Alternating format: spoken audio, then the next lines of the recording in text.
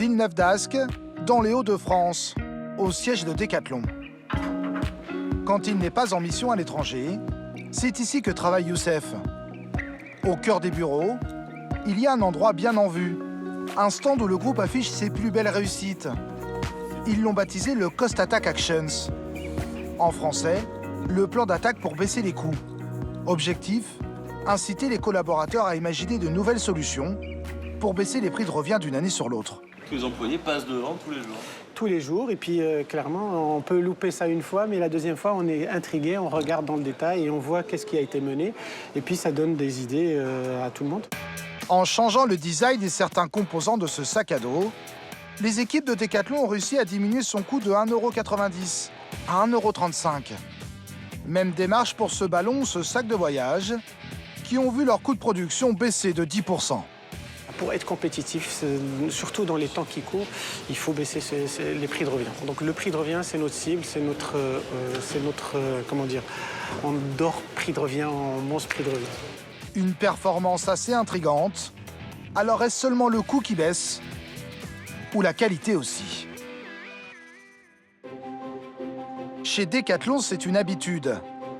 Dès que les ventes d'un produit stagnent, Youssef et son équipe sont chargés de trouver des astuces pour réduire les prix de revient.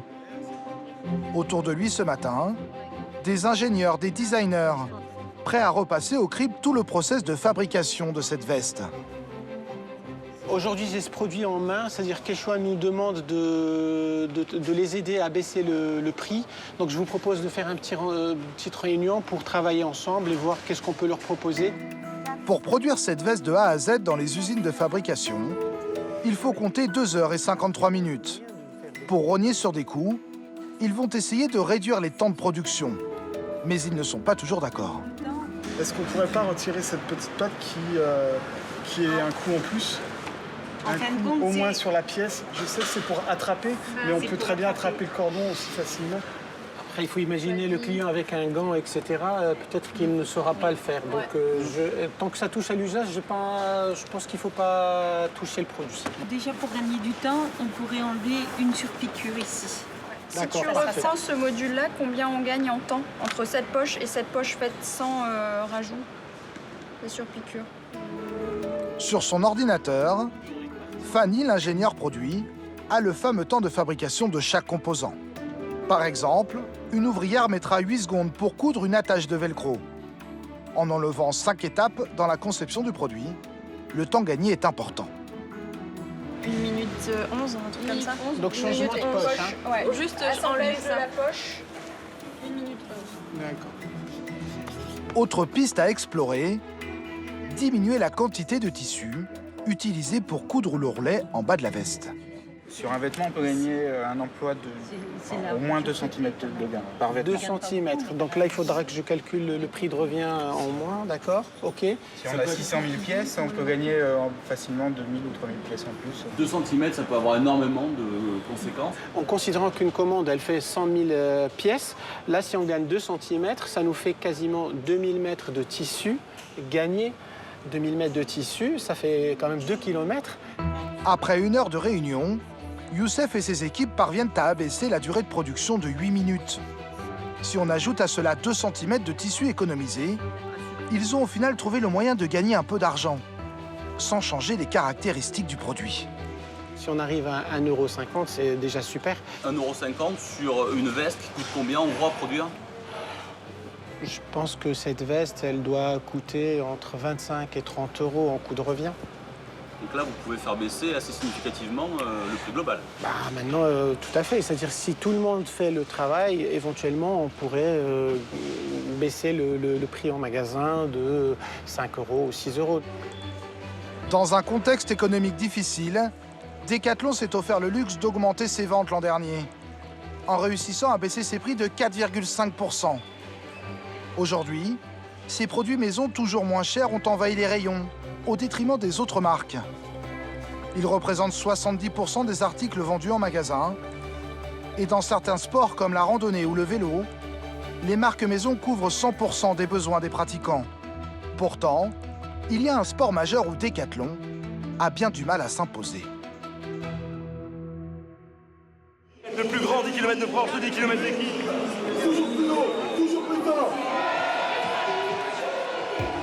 Au départ des 10 km de l'équipe, ils sont plus de 20 000 ce matin à avoir bravé le froid et la pluie pour courir dans les rues de Paris. Pour Decathlon, ça commence bien. Sur les épaules des coureurs, on ne retrouve pratiquement que des articles estampillés Kalenji, la marque maison. Mais à leurs pieds, c'est une autre affaire. Pas évident de trouver une paire de Kalenji dans la jungle des autres marques. Je cours pas mal avec Asic.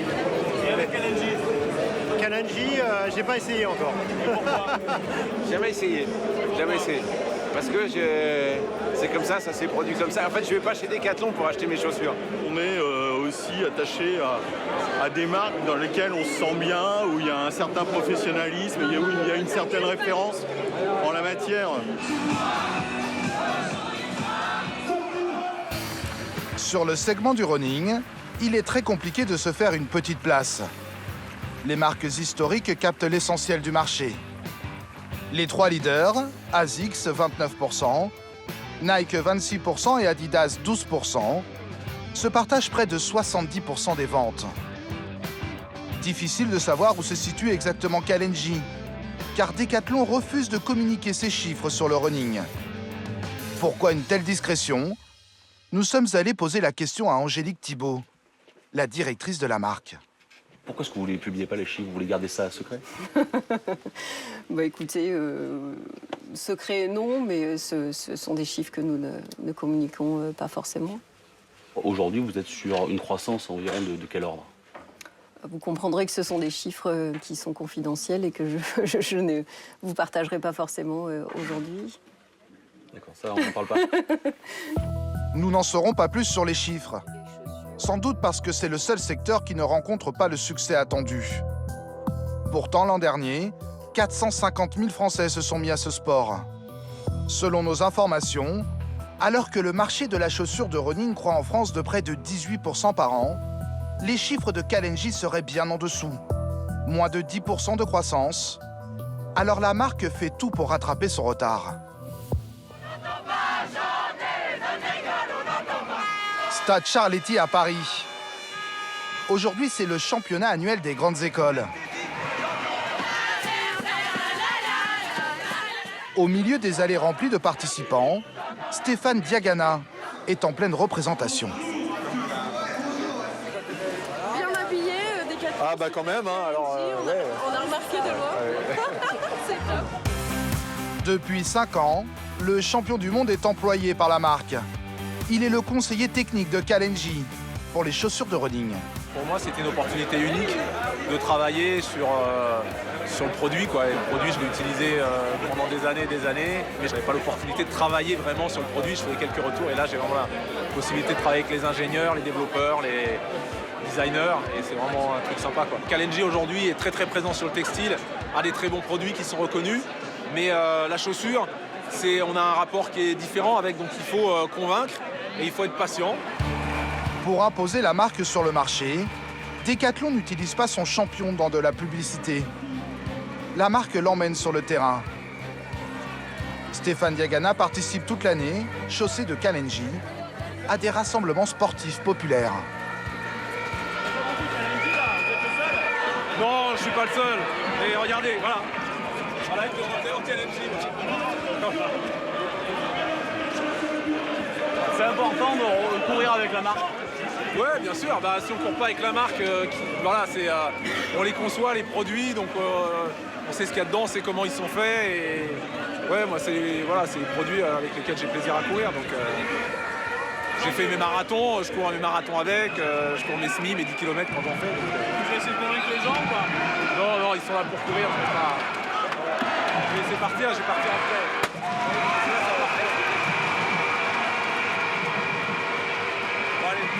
Plus tard.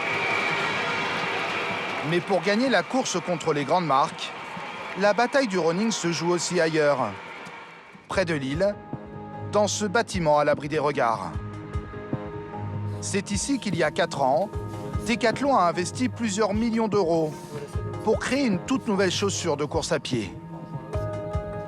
Si on fait toutes les modifs, donc là, ici, bouchant les trous, donc j'ai fait le calcul, on récupère à peu près, on prend 5 grammes. D'accord, 5 grammes. ok.